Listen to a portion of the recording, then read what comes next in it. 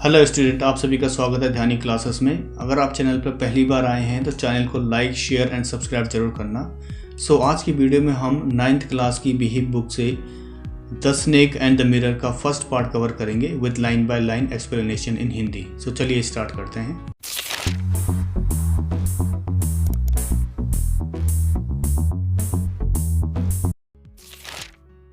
Let's talk about the author. Wakum Muhammad Waseer was known as fiction writer and regarded as one of the most successful and outstanding writers of India.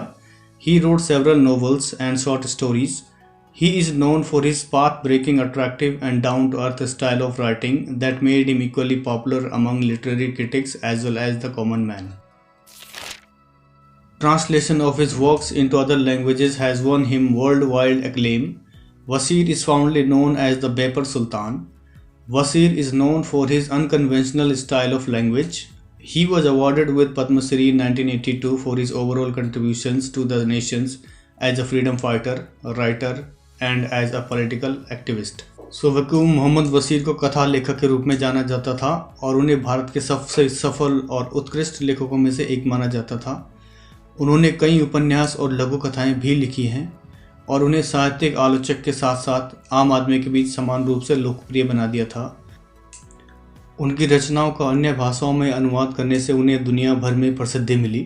Wasir को बेपोर सुल्तान के नाम से भी जाना जाता है and वो अपनी अपरंपरागत भाषा शैली के लिए भी जाने जाते हैं। उन्हें 1982 में पद्मश्री अवार्ड से सम्मानित किया गया क्योंकि वो एक स्वतंत्रता सेनानी, लेखक और राजनीतिक कार्यकर्ता के रूप में उन्होंने देश की उन्नति में बहुत बड़ा योगदान दिया। इस कहानी में ऑथर एक होम्योपैथ डॉक्टर के द्वारा कही गई उनकी खुद की कहानी के बारे में बताता है कि होम्योपैथ सांप के साथ अपने जीवन या मृत्यु के अनुभव को बताता है जब उनका सामना एक जहरीले कोबरे से हुआ, और कहता है ये तब हुआ उनके साथ जब वह अविवाहित थे और महिलाओं को खुश करने के लिए खुद को आकर्षित बनाने की उम्मीद कर रहे थे। चलिए देखते हैं line by line explanation of the chapter. चलिए स्टार्ट करते हैं lesson. Has a snake ever coiled itself round any part of your body? A full-blooded cobra. यहाँ पर ऑथर कह रहा है कि क्या सांप ने कभी आपके किसी शरीर के किसी भी हिस्से को घेरा है, और वो भी full blooded cobra, that means जहरीले कोबरे ने। All of us fail silent. ये सवाल जब ऑथर को पूछा गया तो वहाँ पर जितने भी लोग थे वो सब चुप हो गए क्योंकि उन्होंने कभी ब्लैक कोबरा का सामना पहले कभी नहीं किया था। The question came from the homeopath. ये सवाल होम्योपैथ, दैट मीन्स एक व्यक्ति जो होम्योपैथी द्वारा बीमार लोगों का इलाज करता है, उस होम्योपैथ ने ये सवाल ऑथर से पूछा कि कभी सांप ने आपके शरीर के किसी भी हिस्से को घेरा है। The topic came up when we were discussing snakes. That means ये टॉपिक तब आया जब कुछ लोग ऑथर के साथ सांपों के बारे में डिस्कस कर रहे थे। We listened attentively as the doctor continued with his tale. अब डॉक्टर अपनी स्टोरी उन लोगों को बताने लग गया जो वहाँ पर बैठे हुए थे, और वो लोग और डॉक्टर की बातों को बहुत ज़्यादा ध्यान से सुनने लग गए।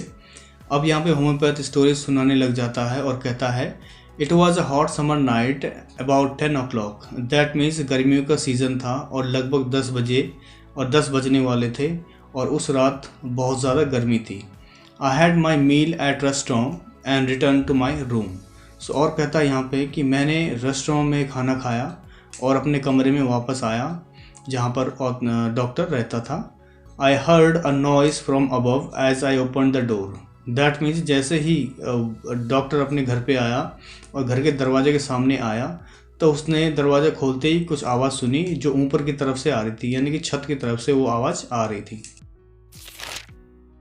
The sound was a familiar one. जैसे ही डॉक्टर ने दरवाज़ा खोला उन्हें एक आवाज़ सुनाई देती है और वो उस आवाज़ से भली भांति परिचित थे।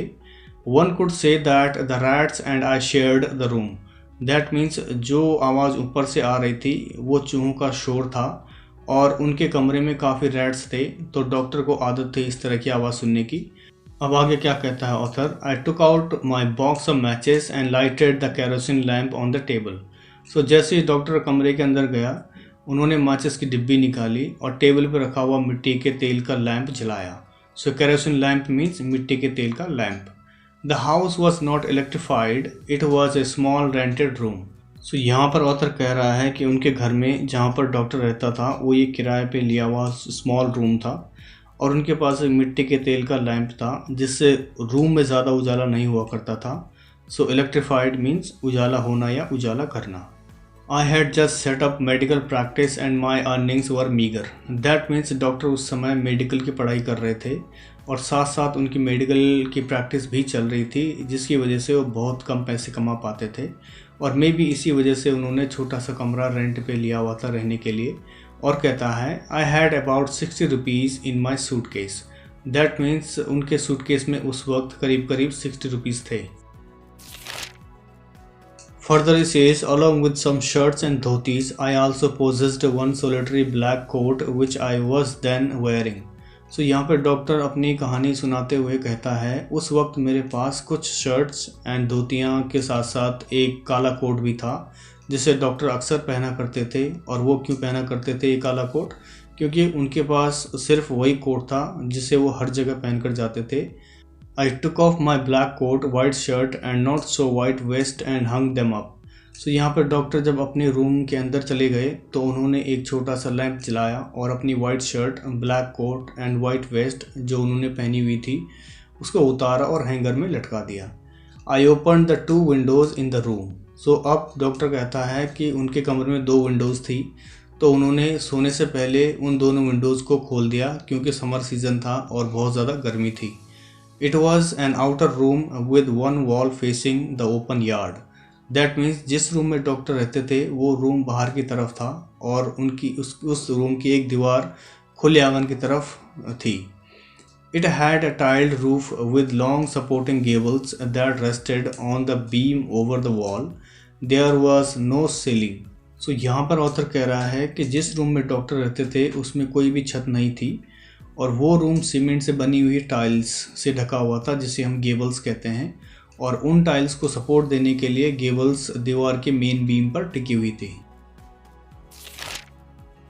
Further he says there was a regular traffic of rats to and from the beam.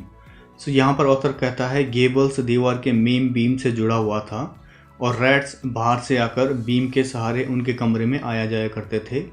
I made my bed and pulled it close to the wall. I lay down but I could not sleep. That means doctor ने अपना बिस्तर लगाया और अपना bed दीवार की तरफ खींच लिया था क्योंकि वहाँ पर विंडोज़ थी, तो उन्हें बहुत ज़्यादा गर्मी लग रही थी, इसी वजह से उनको नींद नहीं आ रही थी, तो उन्होंने अपना जो बेड था वो दीवार के सहारे लगा दिया। But I could not sleep. That means फिर भी डॉक्टर को वहाँ पर भी नींद नहीं आई। I got up and went out veranda for a little air but the wind god seemed to have taken time off. So जब डॉक्टर को नींद नहीं आई तो वो बेड से उतरकर बरामदे में चले गए क्योंकि उन्होंने सोचा शायद बरामदे में हवा चल रही होंगी। But wind god seemed to have taken time off. That means उन्हें लगा शायद पवन देवता ने आज छुट्टी ले रखी है क्योंकि बाहर बरामदे में भी आज हवा नहीं चल रही थी। सो टाइम ऑफ मीन्स किसी काम में बिजी होना या उपस्थित न होना। I went back into the room and sat down on the chair. I opened the box beneath the table and took out a book, The Materia Medica. So अब यहाँ पर डॉक्टर वापस अपने कमरे में चले जाते हैं and sat down on the chair. That means वो चेयर पर बैठ जाते हैं क्योंकि उन्हें गर्मी की वजह से नींद नहीं आती है। और फिर ऑथर क्या कहता है? I opened the box beneath the table and took out a book. That means वहाँ पर एक टेबल था जिसके नीचे उन्होंने एक बॉक्स रखा हुआ था और उस बॉक्स में उनकी एक बुक थी जिसका नाम मेट्रिया मेडिका था।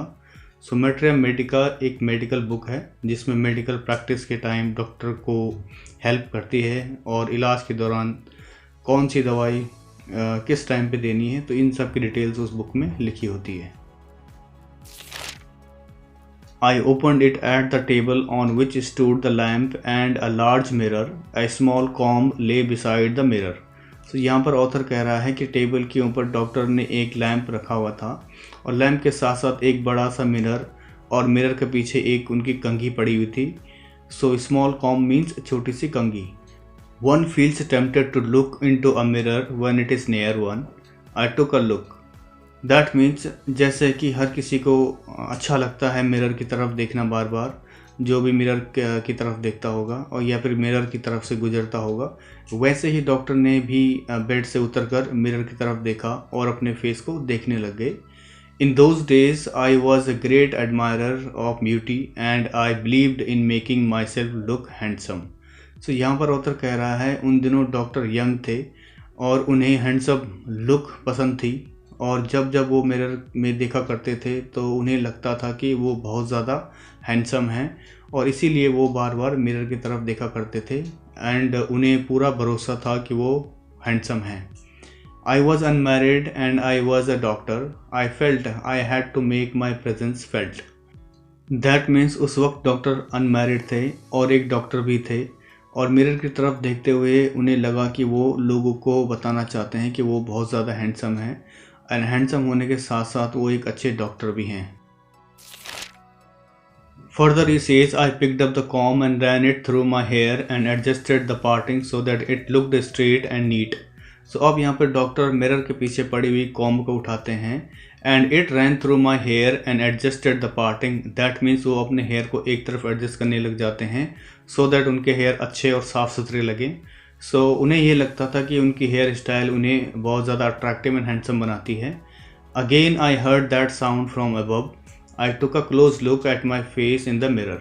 तो यहाँ पर ऑथर कहता है जैसे ही डॉक्टर अपने हेयर को एडजस्ट कर रहे होते हैं उन्हें एक बार फिर आवाज़ सुनाई देती है जो उन्हें दरवाज़ा खोलते हुए सुनाई दी, और फिर दोबारा उन्होंने वही आवाज़ सुनी जो ऊपर से आ रही थी, और फिर I took a close look at my face in the mirror. That means doctor ने अपना फेस मिरर में और नज़दीकी से देखने लग गए क्योंकि वो उस साउंड से बहुत ज़्यादा फेमिलियर थे, और अपने फेस को उस मिरर में एक टक लगाकर देखने लग गए और ये सोचने लगे कि मैं कितना ज़्यादा हैंडसम हूँ।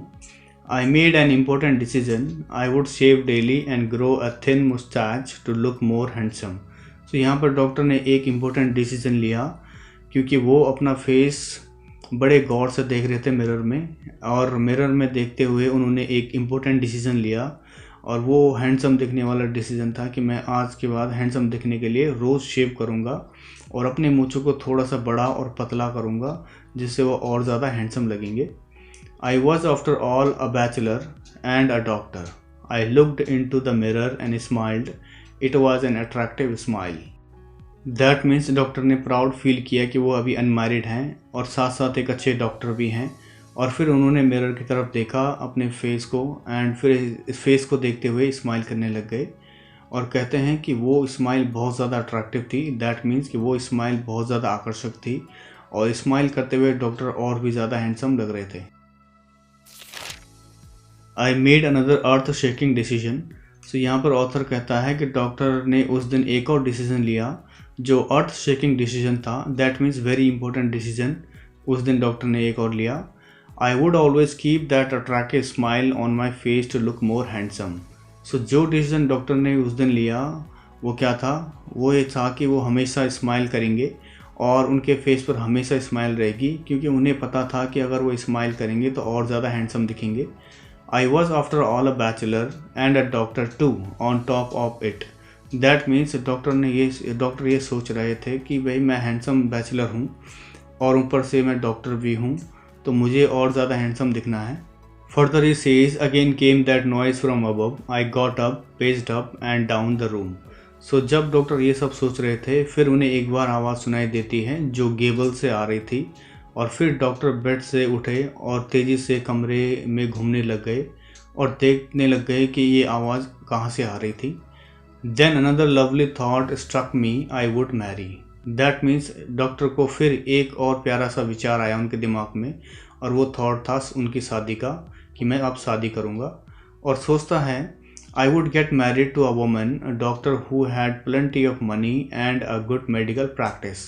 सो जो थॉट डॉक्टर के मन में आया वो ये था कि वो शादी करेंगे, और वो शादी भी उस लड़की से करेंगे जो ऑलरेडी डॉक्टर हो और उसके पास बहुत सारे पैसे हो और उनके पास समहाउ MBBS की डिग्री हो। सो प्लेंटी ऑफ मनी मीन्स बहुत सारे पैसे। सो इस वीडियो में इतना ही। आने वाली नेक्स्ट वीडियो में हम चैप्टर का सेकंड पार्ट कवर करेंगे। So I hope line by line explanation आपको पसंद आया होगा और यूज़फुल रहा होगा। सो अगर आपने चैनल को सब्सक्राइब नहीं किया तो सब्सक्राइब कर लीजिए सो दैट आने वाली वीडियो का भी आपको नोटिफिकेशन मिलता रहे। So thank you so much for watching once again. Stay safe, stay healthy.